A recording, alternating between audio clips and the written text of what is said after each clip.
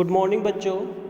जैसे कि हम पहला चैप्टर प्रबंध कर रहे हैं। कल हमने आपको विशेषताएं बताए थे, आज हम आपको प्रबंध के उद्देश्य बता रहे हैं। देखो, हम पहले ही आपको बता चुके हैं कि प्रबंध जो होता है किसी न किसी कार्य को पूर्ण करने के लिए उसके पहले से ही उद्देश्य निर्धारित होते हैं। कुछ उद्देश्यों को पूर्ण करने के लिए ही हम प्रबंध का कार्य करते हैं।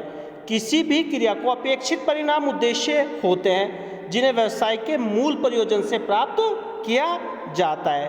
किसी भी संगठन के विभिन्न उद्देश्य होते हैं और प्रबंध को उन्हीं उद्देश्यों को प्रभावी ढंग से पूर्ण करने के लिए किया जाता है। उद्देश्य तीन प्रकार हैं इसके। सबसे पहले बताया संगठनात्मक उद्देश्य, दूसरा सामाजिक उद्देश्य और तीसरा बताया व्यक्तिगत उद्देश्य।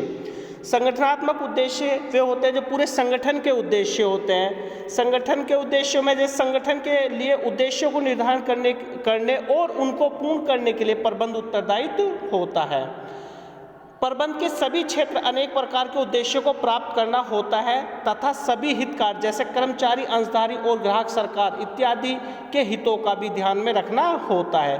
किसी भी संगठन का प्रमुख उद्देश्य मानव व भौतिक संसाधनों का अधिकतम संभव लाभ हेतु उपभोग होना चाहिए। इसका अर्थ है व्यवसाय के आर्थिक उद्देश्यों को पूर्ण करना। व्यवसाय के आर्थिक उद्देश्यों को पूर्ण करना, ये उद्देश्य अपने आप को जीवित रखना, लाभ अर्जित करना और तथा बढ़ोतरी करना। जैसे इस टॉपिक में बताया गया, सबसे पहले जीवित रहना। हमें व्यवसाय में सबसे पहले अपने व्यवसाय को जीवित रखना है, चाहे प्रॉफिट हो या ना हो, पर हमें क्या करना है, अपने व्यवसाय को जीवित रखना है। जैसे इसमें कहा गया है किसी भी व्यवसाय तथा संगठन का आधारभूत उद्देश्य अपने अस्तित्व को बनाए रखना होता है।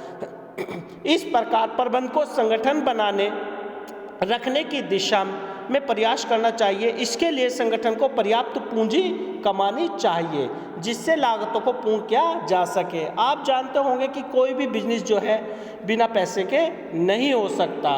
तो हमें क्या करना होता है, सबसे पहले हमें उसमें पर्याप्त पूंजी कमानी चाहिए जिससे कि जो उसमें लागत आती है वस्तु को बनाने में उसे पूरा किया जा सके।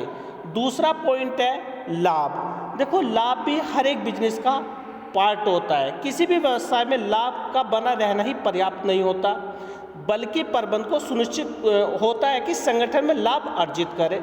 ये गारंटी नहीं होती कि बिजनेस में लाभ हो, पर हम कोई भी उद्देश्य निर्धारित करके चलते हैं तो वो प्रॉफिट को मानते हुए चलते हैं। इसमें जैसे आगे कहा गया है, उद्यम के निरंतर सफल परिचालन हेतु उद्यम को एक महत्वपूर्ण प्रोत्साहन भूमिका निभाने का कार्य करता है। व्यवसाय की लागत व जोखिम को पूर्ण करने हेतु लाभ का होना जरूरी है। यदि बिजनेस में अगर लगातार ना कोई प्रॉफिट होगा ना लॉस होगा तो वो प्रॉफिट स्वतः ही फिर बंद होने की कगार पर आ जाता है, वे बिजनेस बंद होने की कगार पर आ जाता है। इससे आगे दे रखा है इसमें थर्ड पॉइंट, बढ़ोतरी। किसी भी दीर्घ अवधि में अपनी संभावना को बढ़ोतरी व्यवसाय के लिए बहुत आवश्यक है, जिसके लिए व्यवसाय को बढ़ाना बहुत महत्व रखता है। प्रबंध को उद्योग में बने रहने हेतु संगठन के विकास के संभव को पूर्ण लाभ उठाना चाहिए।